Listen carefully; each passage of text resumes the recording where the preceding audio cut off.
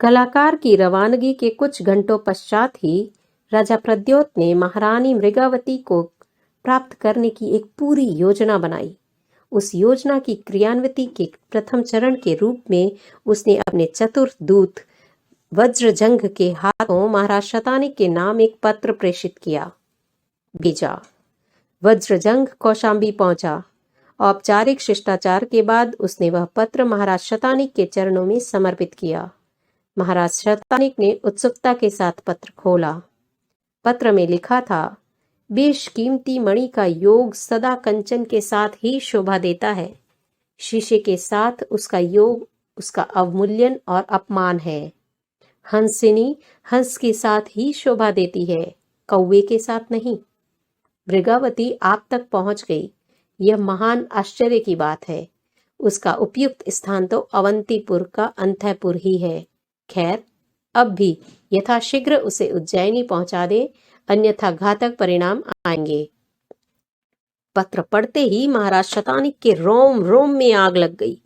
रोषारूढ़ नेत्रों से अंगारे बरसाते हुए उन्होंने दूत से कहा, बेशरम, जरा भी विचार नहीं आया तुम्हें परम पवित्र मृगावती के शील भंग का प्रस्ताव लेकर आते? दूर हट जाओ मेरी नजरों के सामने से। तुम दूत हो, अतः अवध्य हो, अन्यथा तुम नहीं, यहां से तुम्हारी लाश ही निकलती। यो कहते हुए उन्होंने पत्र का प्रत्युत्तर लिखकर दूत के हाथ में थमाया और उसे अपमानित कर राजसभा से निकाल दिया। अपमानित दूत ने उज्जैनी पहुंच राजा प्रद्योत को खूब नमक मिर्च लगाकर सारी बात कही और वह पत्र समर्पित किया। चंड प्रद्योत ने पत्र खोलकर पढ़ना शुरू किया। मृगावती कोई वार वनिता नहीं है जिसके लिए सौदा किया जाए। मेरे रहते कोई उस पर बुरी दृष्टि भी डाल दे तो मैं उसे जीवित ही भस्म कर दूंगा।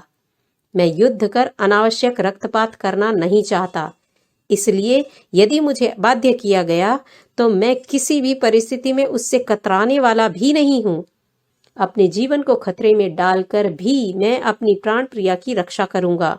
अतः यदि आप अपना भला चाहते हैं तो क्षमा प्रार्थना सहित अपने शब्द वापस ले लें और भविष्य में ऐसी हरकत न करने के लिए वचनबद्ध हों, अन्यथा इसके घातक परिणाम आएंगे और उनकी सारी जिम्मेदारी आपकी होगी। महाराज शतानिक की क्षमा याचना एवं शब्द वापस लेने की मांग समेत चुनौतीपूर्ण शब्दावली ने चंड प्रद्योत के आवेश में घासलेट का किरासिन का काम किया। शतानिक के दांत खट्टे कर देने का निर्णय कर उसने प्रधान सेनापति को चतुरंगिणी सेना सुसज्जित करने का आदेश दिया।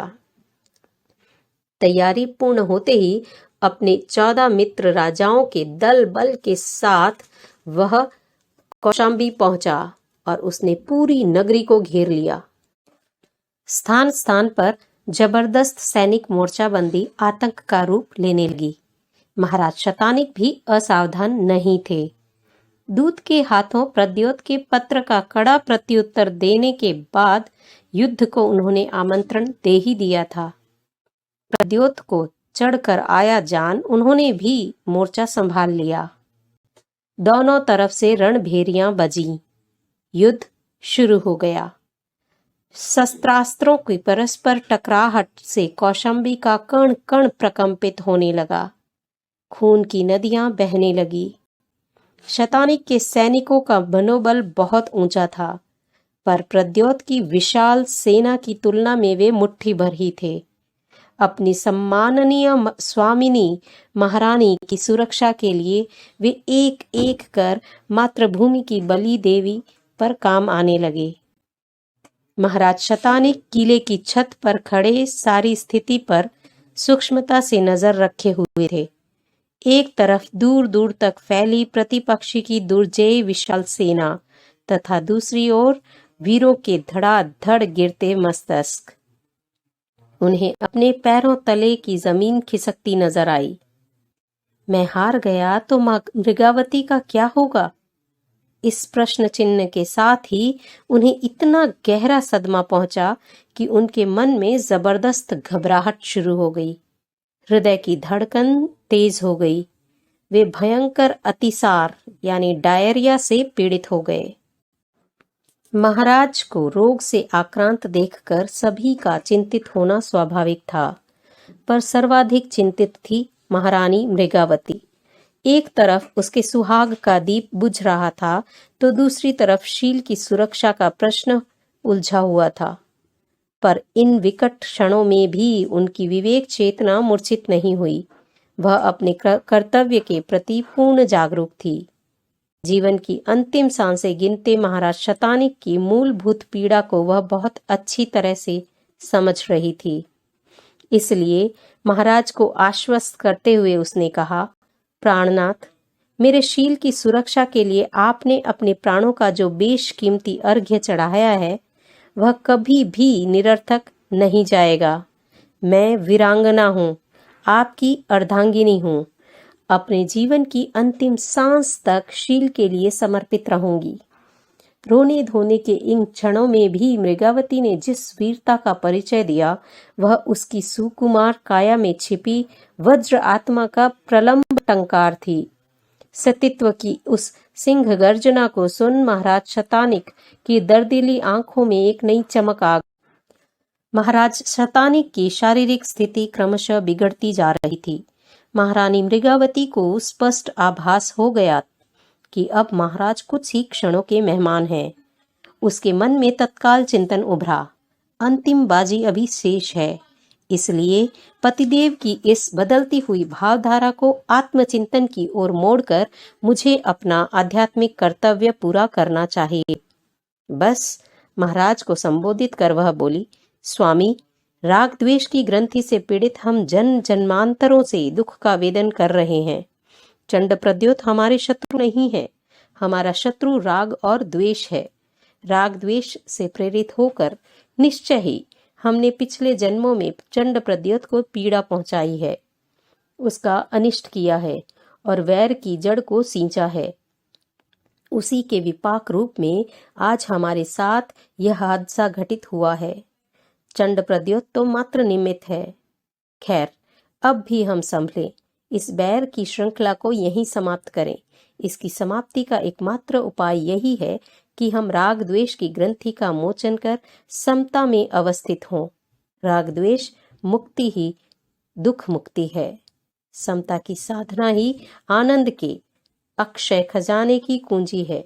हम इस निर्बाध अवसर पर मिली यह सत प्रेरणा महाराज शतानिक के संभलने में हेतुबंद बनी। अपनी आत्मा को राग द्वेष से मुक्त कर समता से भावित करते करते उन्होंने सदा सदा के लिए आंखें मूंद ली।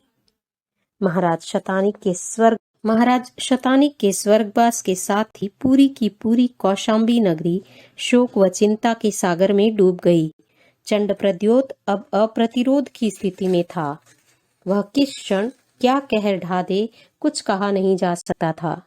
जनता अपने को असुरक्षा की लंबी और सुदृढ़ प्राचीर से घिरी पा रही थी, पर इस अत्राण और असहाय की स्थिति में भी उसकी आशा की एक किरण शेष थी, और वह थी महारानी मृगावती। अपनी स्वामिनी की क्षमता और दक्षता पर उसे पूरा भरोसा था। मृगावती के लिए कठिन परीक्षा की घड़ी थी। उसका शील बल और बुद्धि बल दोनों कसौटी पर थे। स्त्री के लिए पति वियोग से बड़ा कोई आघात नहीं होता। असह्य पीड़ा की स्थिति होती है यह उसके लिए। मृगावती भी इसका अपवाद कैसे हो सकती थी? फिर भी उसका मानसिक धैर्य और दायित्व बोध अप्रभावित था।